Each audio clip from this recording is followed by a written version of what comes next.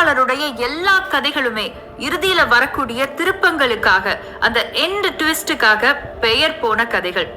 அந்த வகையில இன்னைக்கு பார்க்க போற இந்த கதையிலையும் சூப்பரான ஒரு ட்விஸ்ட் இருக்கு. இந்த கதையோட தலைப்பு ரிட்ரைவ்ட் ரிஃபார்மேஷன், திருப்பி வாங்கி கொள்ளப்பட்ட திருத்தங்கள். இந்த கதை யார பத்தின கதை அப்படின்னா, ஒரு கொள்ளையனை பத்தின கதை. அதுவும் எவ்வளவு பாதுகாப்பான லாக்கரையும் அசால்ட்டா திறக்கக்கூடிய கொள்ளையனை பத்தின கதை. அவன் திடீர்னு ஒரு நாள் திருந்தி வாழ ஆசைப்படுறான். ஆனா அந்த சமயத்துல அவனுக்கு ஒரு பெரிய சோதனை வருது. அது என்ன சோதனை, அவன் அந்த சோதனைய எப்படி சமாளிச்சாங்கிறது தான் மீதி கதை.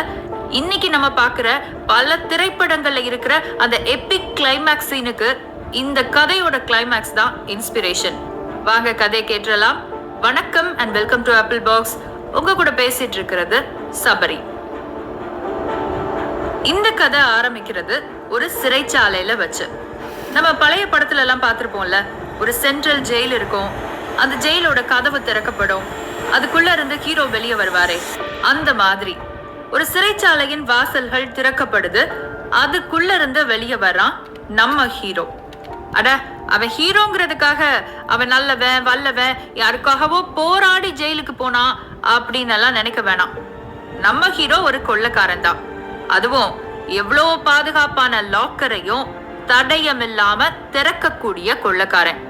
அவன் கையில எப்பவுமே ஒரு சூட்கேஸ் இருக்குமா.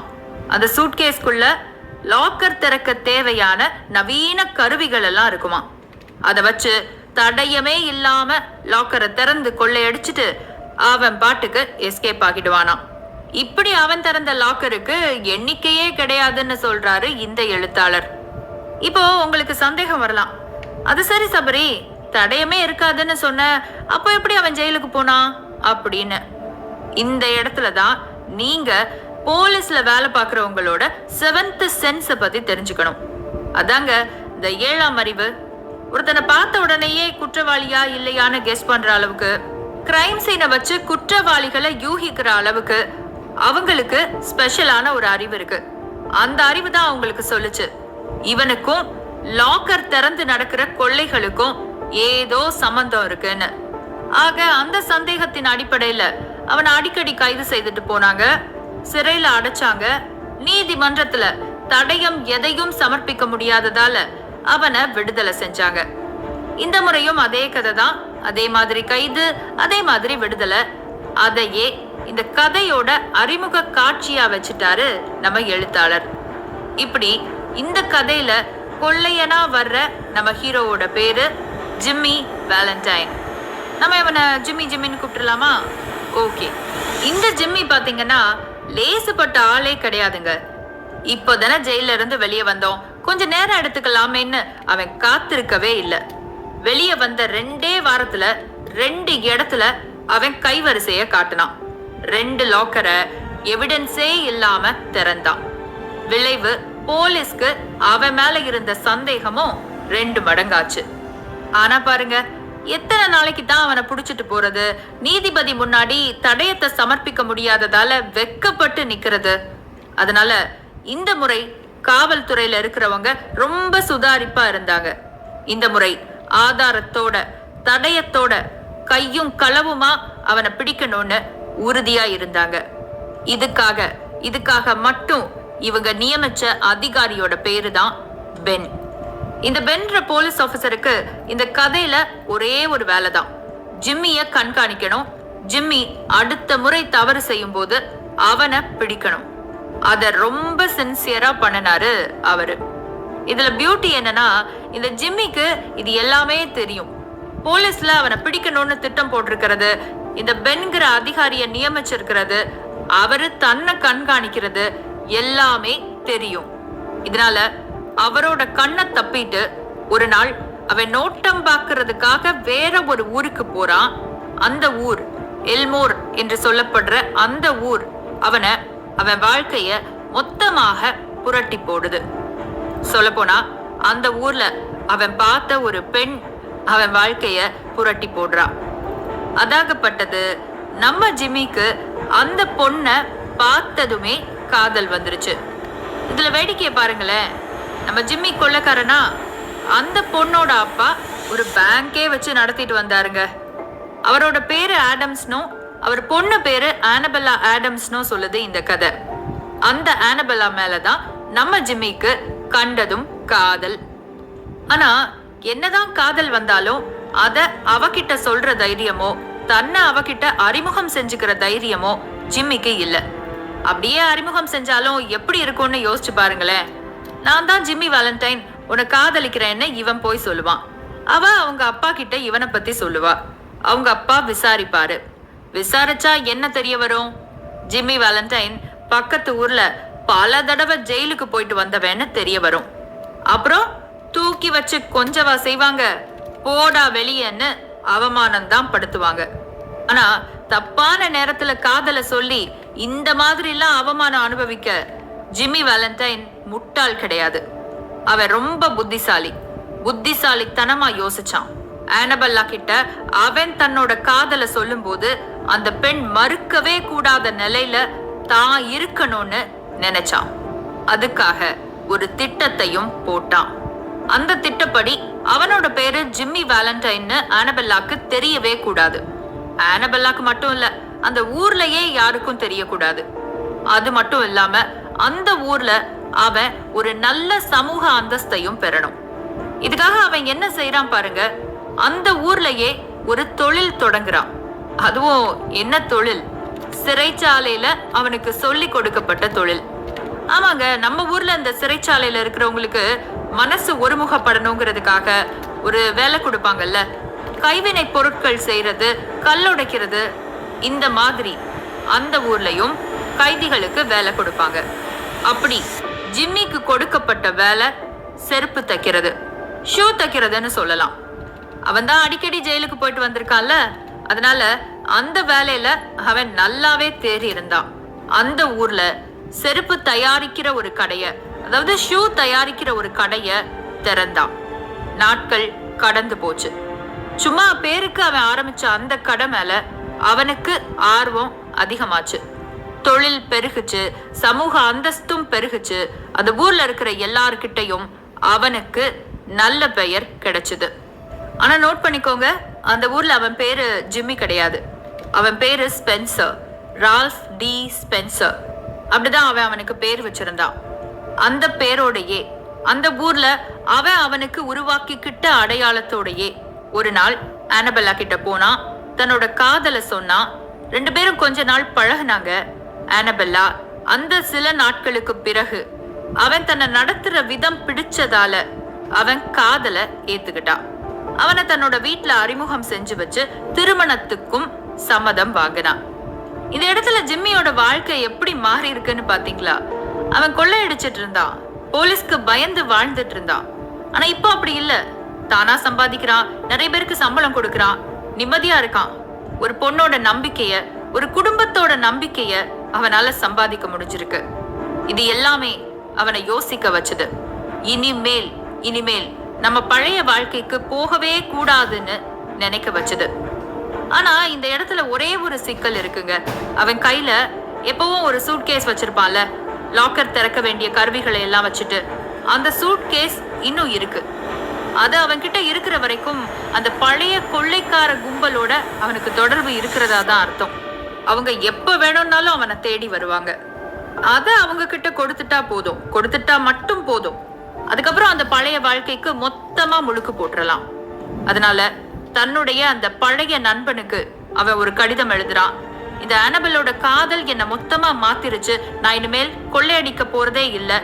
இதோ கொள்ளைக்கு கடைசி அடையாளமாக எஞ்சி இருக்கக்கூடிய இந்த சூட்கேஸ நான் உங்ககிட்ட ஒப்படைக்கிறேன். இந்த நாள் இந்த இடத்துக்கு வாங்க அப்படின்னு கடிதம் அந்த நண்பனுக்கு கிடைச்சது.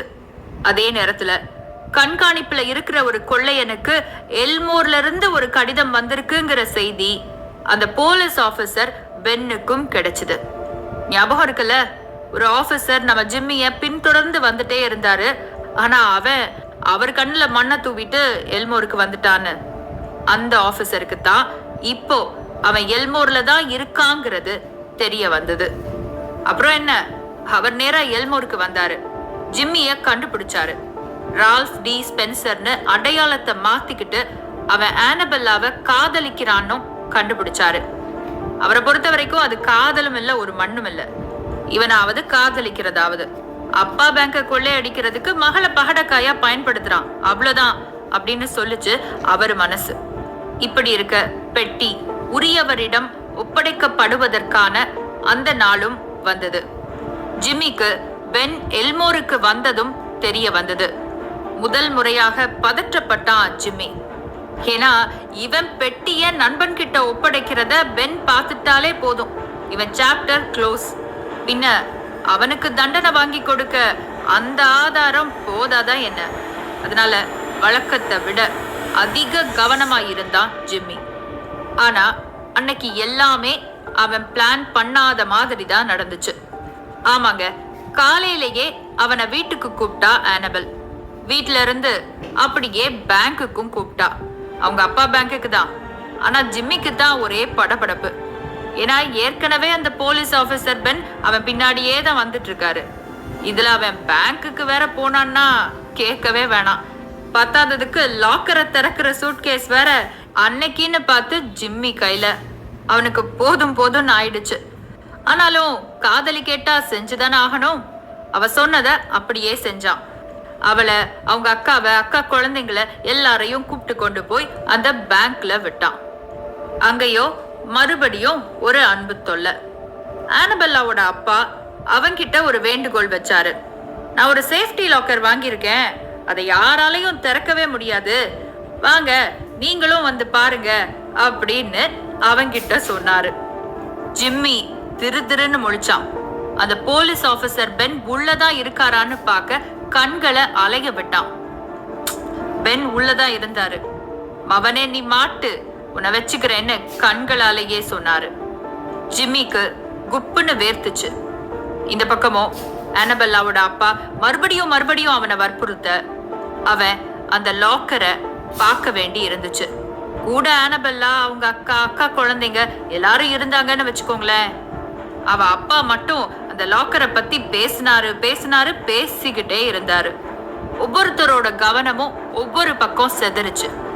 அந்த இடத்துல ஒரு அசம்பாவிதம் நடந்துச்சு.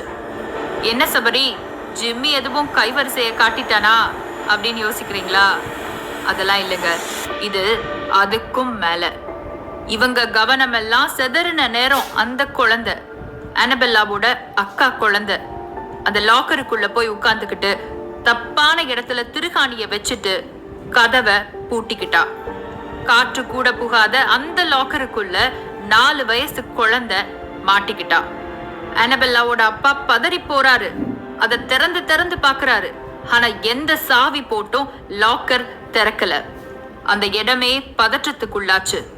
லாக்கர் திறக்கிறவங்களை கண்டுபிடிக்கிறதுக்கு, அவங்க வந்து திறக்கிறதுக்கு எதுக்குமே அங்க அவகாசம் இல்லை. அது வரைக்கும் குழந்தை தாங்க வாய்ப்பும் இல்லை. குழந்தைய காப்பாத்துங்கன்னு கூக்குரலால நிறையுது அந்த அறை. அந்த இடத்துல யாரு நிக்கிறா? Jimmy Valentine. எந்த ஜிம்மி வேலண்டைன்? எப்பேற்பட்ட லாக்கரையும் சர்வ சாதாரணமா திறக்கிற ஜிம்மி வேலண்டைன். பணத்துக்காக எத்தனையோ லாக்கரை திறந்த ஜிம்மி வேலண்டைன். காதலால, காதலிக்காக திருந்தின ஜிம்மி வேலண்டைன். அவன் நினைச்சா நிமிஷத்துல அந்த லாக்கரை திறந்துடலாம், குழந்தைய காப்பாத்திரலாம். ஆனா அப்படி திறந்தா என்ன ஆகும்? அவன் தான் ஜிம்மி, லாக்கரை திறக்கிறவன்னு ராக் சாலிட் எவிடன்ஸா அது மாறும். அங்க இருக்கிற போலீஸ் ஆபீசர் பென் அவனை கைது பண்ணி கொண்டு போவாரு. அவன் காதல் போகும், அந்தஸ்து போகும், அவன் வாழ்க்கையே மொத்தமா பறி போகும். ஆனா திறக்கலன்னா அந்த குழந்தையோட உயிர், ஐயோ எப்படி சொல்றதுன்னே தெரியல. அங்க இருக்கிறவங்களையே போலீஸ் ஆபீசர் பென் தான் அதை ரொம்ப கவனமா பார்த்துட்டு இருந்தாரு. அதே நேரத்துல தன்னை பத்தியும் தன்னோட வாழ்க்கைய பத்தியும் கொஞ்சம் கூட கவலைப்படாம அந்த சூட்கேஸை திறந்து அதுல இருக்கிற கருவியை எடுத்து அந்த சேஃப்டி லாக்கரை நிமிஷத்துல திறந்தான் ஜிம்மி. குழந்தை காப்பாற்றப்பட்டது. அங்க இருந்தவங்க யாருக்கும் என்ன நடக்குதுன்னே புரியல. அவனை ரொம்ப சந்தேகமா பார்த்தாங்க, கேள்வியோட பார்த்தாங்க. அவனோ யாரு முகத்திலையும் முழிக்க முடியாம நேரா போலீஸ் ஆபீசர் பென் கிட்ட போனான். இனிமேல் காதலும் கிடையாது, வாழ்க்கையும் கிடையாது, சிறை மட்டும்தான் அப்படிங்கிற எண்ணத்தோட கைகளை கைது செய்வதற்கு ஏதுவாக முன்னாடி நீட்டி மிகுந்த மனவலியோட கடைசியா உங்க வேலை முடிஞ்சிருச்சுல்ல அப்படின்னா. ஆமாங்க, அவனாவே போய் சரண்டர் ஆனான். இப்போ இந்த இடத்துல அந்த போலீஸ் ஆபீசர் என்ன செஞ்சிருப்பாருன்னு நினைக்கிறீங்க? அவனை கைது பண்ணிருப்பாரா? எல்லார்கிட்டையும் அவனை பத்தி சொல்லிருப்பாரா? இல்ல மறைச்சு கூட்டிட்டு போயிருப்பாரா? இதுதாங்க இந்த கதையிலேயே சென்சிட்டிவ் பார்ட். அவர் அவனை அரெஸ்ட் பண்ணல.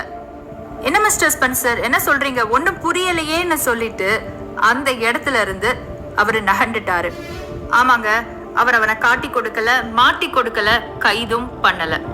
என்னைக்கு அவன் வாழ்க்கையை விட ஒரு குழந்தையோட உயிர் தான் முக்கியம்னு அவன் நினைச்சானோ அன்னைக்கே அவன் திருந்திட்டான், இந்த சமூகத்துல வாழற தகுதிய அடைஞ்சிட்டான் அப்படின்னு அவரு முடிவு பண்ணிட்டாரு. ஆக திருப்பி வாங்கி கொள்ளப்பட்ட அந்த திருத்தமும் ஜிம்மிக்கு நல்லதாவே அமைஞ்சது.